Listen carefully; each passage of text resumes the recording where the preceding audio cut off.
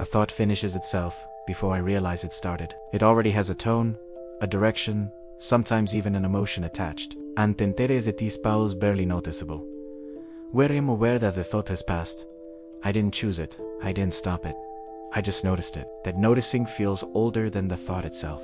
I don't know when that distinction first becomes obvious, the difference between what moves and what notices movement. But the Sankhya seems to start exactly there. Not as a philosophy, not as a belief, but as an observation that feels almost unavoidable once it's seen. Something is changing constantly, and something else is simply aware of that change. What's unsettling is how calmly the text treats this. There's no celebration of consciousness, no moral hierarchy, no suggestion that awareness is superior or divine in a dramatic sense. It's just separate, like light falling on objects without interfering with their shape.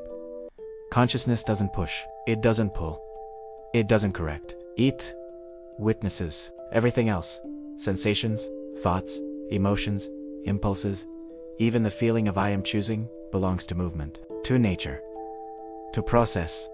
The mind, in this view, is not the observer, it's part of what's observed. That idea can feel disorienting when first encountered, because it quietly removes the mind from the position it assumed it owned. And yet, when I check experience honestly, it's difficult to deny. Thoughts appear and disappear the same way sounds do.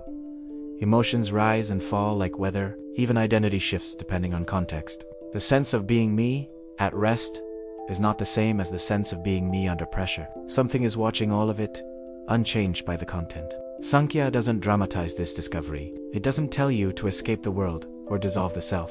It simply points out a confusion that seems to have been happening for a very long time.